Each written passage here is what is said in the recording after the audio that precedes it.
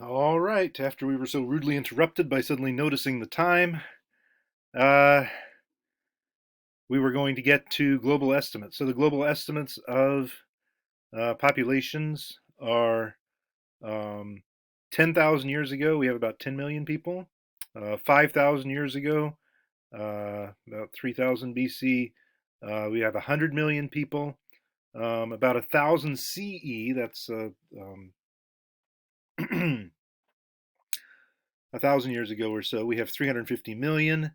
And then today we have nearly 8 billion, 7.7, something like that in 2020, sorry. Continued colonization. There's no material evidence of human residence prior to 5,000 years ago in the eastern Canadian Arctic. Let's get a map up there because that's what we love is maps. Um, eastern Canadian Arctic, I showed you a video of that uh, back in the early days. We've got Nunavut and looks like northern Quebec here, these areas up in here. Uh, no evidence prior to 5,000 years ago. And the other one has to do with the South Pacific, Rapa Nui, the giant heads. Where is Rapa Nui?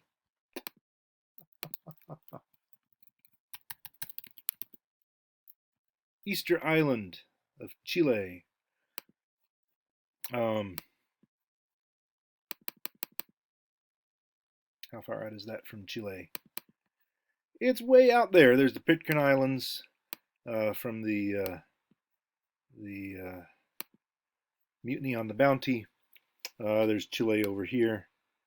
Um, there's Galapagos Islands up there off of the coast of Ecuador, where Darwin did his research. And then we've got the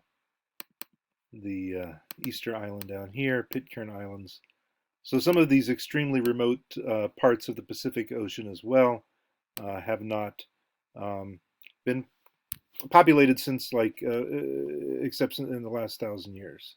Oh goodness, New Zealand and Hawaii as well. We can find those easily enough. Um, Hawaii is up higher. Zoom out so you can find it. There's Hawaii. And at the other end of the Pacific, down here, is New Zealand. Even though Australia has been populated for tens of thousands of years, and Java for millions of years. Okay, sorry, not that one. There we go. Diversity.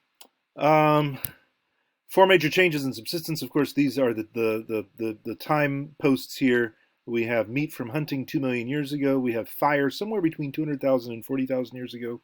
15,000 years ago, the beginning of the first domesticated plants and animals. This is the first time that we have food surpluses. Invention of intensive agriculture and intensive irrigation coming about between 5 and 10,000 years ago. Although we have some irrigation prior to that and terracing. And then 200 years ago, the Industrial Revolution, which we'll learn a great deal more about here in the next couple of weeks. Mechanized equipment and more intensive methods of agriculture, basically reducing the labor power necessary to harvest. So up until about 200 years ago, if you have an acre of land, you've got a certain number, a minimal number of people that you have to have farming it.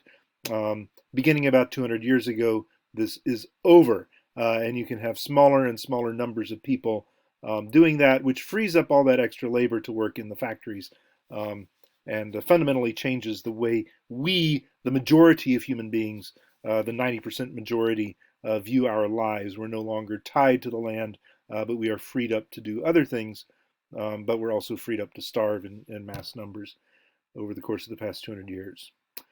Nevertheless, people still choose to supplement their diet of industrially produced food by using other subsistence strategies. Options still remain, and we will all find this out if indeed we do end up a year from now in a global pandemically inspired um, um, uh, depression, as happened back in the 1930s.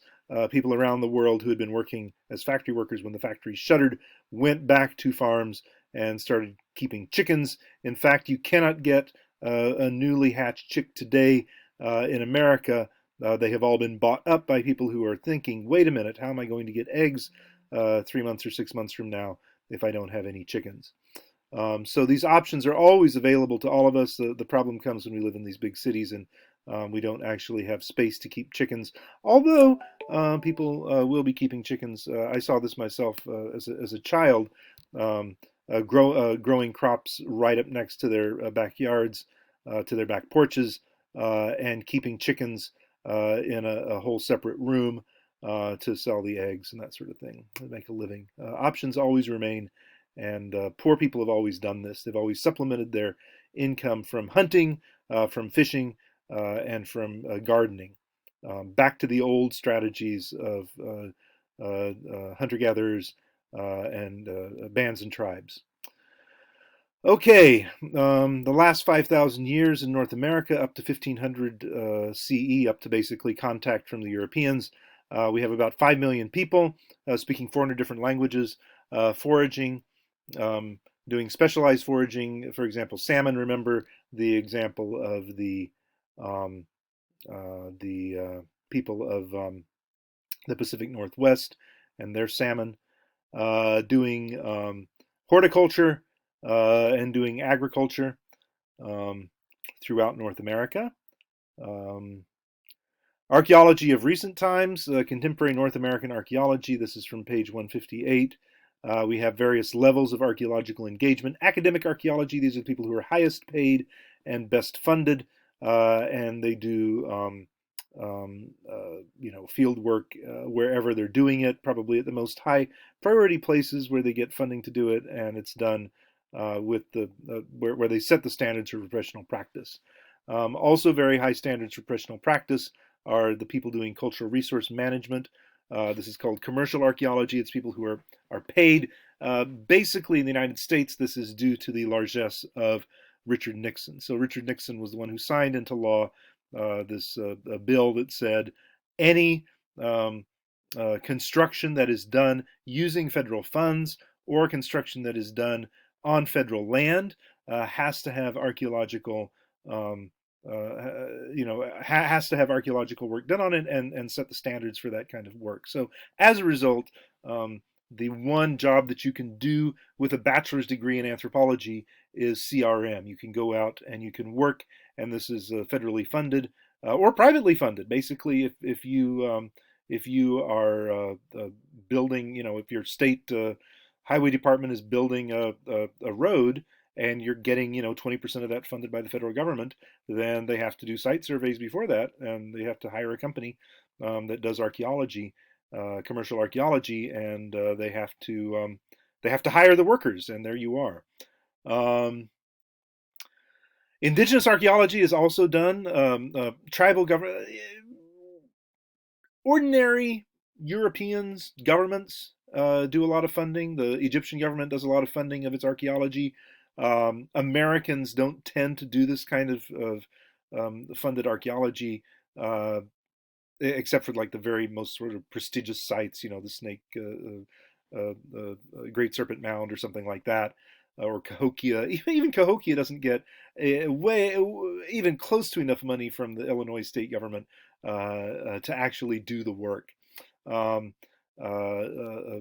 Doing all of the testing and stuff. So because people don't care, right? Regular white Americans are disconnected from the values of the people who live there. However, native tribes who see these people as their ancestors and who really value them will spend their money. And sometimes they have a lot of money. Sometimes they have casinos. Sometimes they have various mining operations and leasing and all the rest. They have money and they spend it. And so they have these tribal governments and tribal corporations that have money, that will pay money to do this work from cultural resource management companies. Very often, the same companies that are doing the commercial stuff on the road, highway construction. Then we have amateur archaeology, volunteering enthusiasts. You can volunteer. Usually, you would volunteer for a academic, the academic archaeology. They say, "Hey, call for volunteers, come," and there are lots of these local organizations of enthusiasts in whatever state you are, whatever corner of the state you are, um, who will um, coordinate the volunteer, and you can pay your own travel to Israel or to Egypt or wherever and volunteer on a dig in Italy or France in the same way. Pardon me.